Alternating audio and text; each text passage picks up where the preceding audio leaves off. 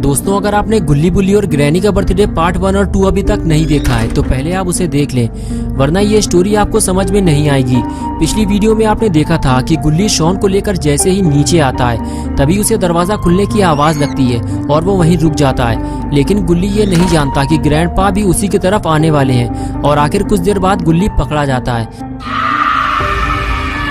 Grandpa गुल्ली को देख लेते हैं। गुल्ली फौरन वहां से भागता है और छुपने की जगह ढूंढने लगता है, लेकिन ग्रैंडपा गुल्ली को कुत्ते की तरह दौड़ा लेते हैं और गुल्ली शॉन को लेकर भागता रहता है। और कुछ देर बाद जब गुल्ली थक जाता है तो वो अपने आप को ग्रैंडपा से छुपाने की कोशिश करता है ताकि ग्रैंडपा उसे देख न सके और वो शॉन को लेकर वहां से बाहर निकल सके, लेकिन ऐसा होता नहीं है। कुछ देर बाद ग्रैंडपा गुल्ली को ढूंढते हुए उस जगह पहुंच जाते हैं जहां गुल्ली छुपा होता है और आखिर फिर से एक बार गुल्ली पकड़ा जाता है। गुल्ली ग्रैंडपा को देखते ही समझ जाता है कि ग्रैंडपा ने उसे देख लिया है और अब यहाँ छुपने से कोई फायदा नहीं।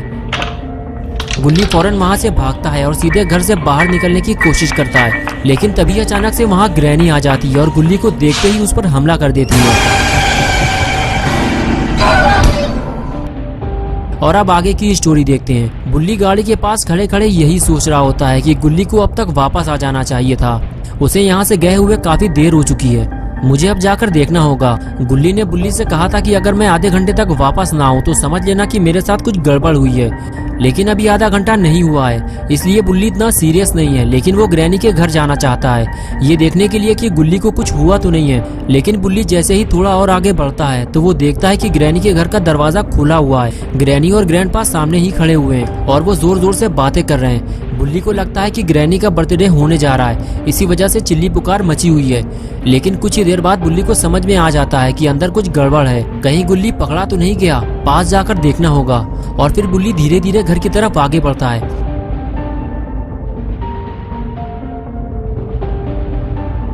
अभी भी बुल्ली को समझ में नहीं आ रहा कि आखिर वहाँ हुआ क्या है। बुल्ली अब और पास जा भी नहीं सकता वरना वो पकड़ा जाएगा। वो तो बस गुल्ली के बाहर आने का इंतजार कर रहा है, लेकिन शायद उसे नहीं पता कि गुल्ली अब वापस नहीं आएगा। ग्रैनी ने उसे मारकर बेहोश कर दिया है और अब ग्रैनी और ग्रैंडपा उसे ठिकाने लगाने वाले हैं। ग्रैंडपा को लग रहा है कि गुल्ली और शॉन घर में चोरी करने आए थे, इसलिए उन्हें सख्त सजा मिलनी चाहिए।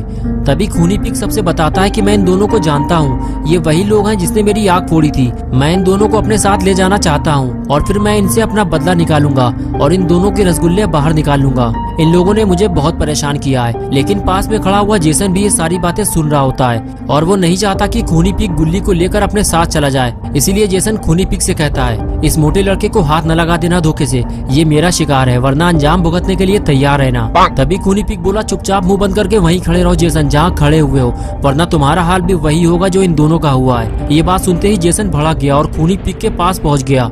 तभी खूनी पिग ने कहा, जाओ जेसन, ये आंखें किसी और को दिखाना, बहुत देखे हैं तुम जैसे। खूनी पिग की ये बात सुनते ही जेसन ने खूनी पिग का गला पकड़ लिया और जोर से दबाने लगा। खूनी पिग बोला, जेसन छोड़ो मुझे, मेरी सांस रुक रही है। ग्रैंडपा बचाओ मुझे, मैं कंफ्यूज हो रहा हूँ कि सांस लूं कहाँ से और छोड़ू कहाँ से। ग्रैंडपा बोले, जेसन उसे छोड़ दो वरना वो कंफ्यूज हो जाएगा तो मुसीबत हो जाएगी। और फिर बड़ी मुश्किल से ग्रैंडपा और रॉड ने मिलकर खूनी पिग को जेसन से छुड़ाया।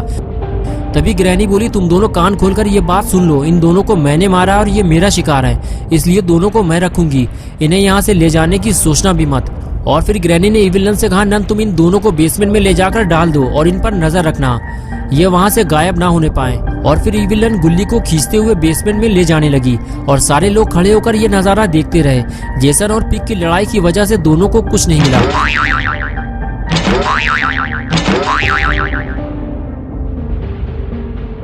रॉड बोला, 12 बजने वाले हैं, सब लोग ऊपर चलो, लड़ाई में बर्थडे भूल गए क्या? ग्रैनी बोली, रॉड हम दोनों ऊपर जा रहे हैं, तुम इस पर नजर रखो, जब नन इसे ले जाएगी तो ऊपर आ जाना। ये कहकर ग्रैनी और ग्रैंडपा दोनों ऊपर चले गए।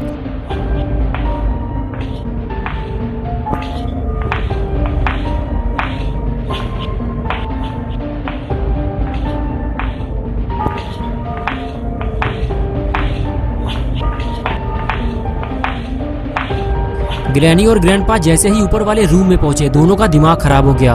ग्रैनी बोली, ये मेरा केक बीच में से कौन खा गया? इसे तो मैं ऊपर रख कर गई थी, इसे नीचे किसने रखा? मेरा सारा केक खराब कर दिया। ग्रैंडपा बोले, जिसने भी ये काम किया है मैं उसे छोड़ूंगा नहीं, तुम बताओ तुम्हें किस पर शक है? ग्रैनी बोली, इन्हीं चारों में से किसी का काम होगा ये। ग्रैनी और ग्रैंडपा बातें कर ही रहे थे कि तभी तीनों लोग ऊपर आ गए।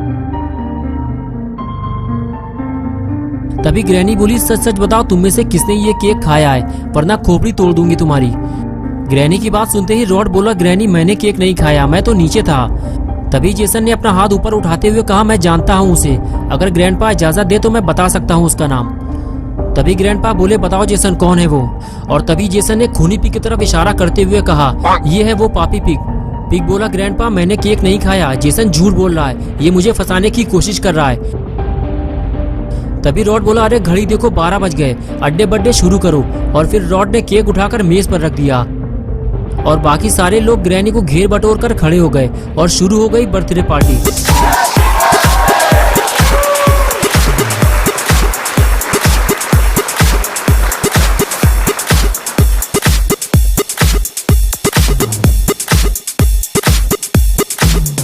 सारे लोग पार्टी में मस्त थे। इसी मौके का फायदा उठाते हुए बुल्ली गुल्ली को ढूंढते हुए ग्रैनी के घर के अंदर चला आया, लेकिन बुल्ली को ये काम जल्दी करना होगा क्योंकि पार्टी खत्म होते ही सब लोग नीचे आ जाएंगे और बुल्ली का घर से बाहर निकलना मुश्किल हो जाएगा।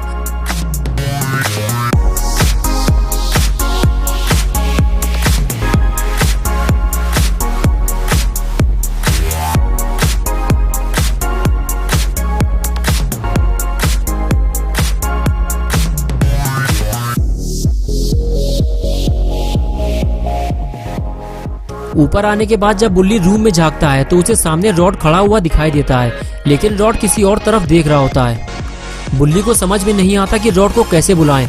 तभी वो हाथ हिलाने लगता है, लेकिन कोई फायदा नहीं।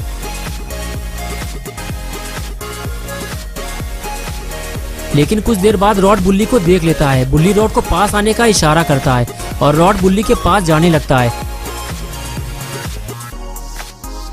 रॉड बुल्ली के पास जाकर कहता है, तुम यहाँ क्या कर रहे हो बुल्ली? अभी थोड़ी देर पहले गुल्ली और शॉन पकड़े गए हैं। बुल्ली कहता है, क्या गुल्ली पकड़ गया और तुमने उसकी कोई मदद भी नहीं की? तभी रॉड कहता है, बुल्ली नीचे चलो, हम यहाँ बात नहीं कर सकते, खूनी पिग मुझे देख रहा है। ये कहकर दोनों नीचे चले गए, लेकिन खूनी पिग का ध्यान लगा हुआ है कि रॉड किससे बातें कर रहा है और वो फौरन रूम के बाहर निकल कर देखता है। जिसका डर था आखिर वही हुआ। खूनी पिग ने रॉड के साथ बुल्ली को देख लिया है और ये देखते ही खूनी पिग ने अंदर जाकर सबको ये बात बता दी। तो दोस्तों, क्या होगा बुल्ली और रॉड का? क्या गुल्ली और शॉन इस घर से बाहर निकल पाएंगे या फिर बुल्ली और रॉड भी अब फंस जाएंगे? ये हम देखेंगे पार्ट 4 में 21 को इसी चैनल पे। तो दोस्तों, अगर आप पार्ट 4 देखना चाहते हैं तो इस वीडियो को लाइक करें, चैनल को सब्सक्राइब करना और बेल आइकन प्रेस करके ऑल नोटिफिकेशन ऑन करना ना भूलें।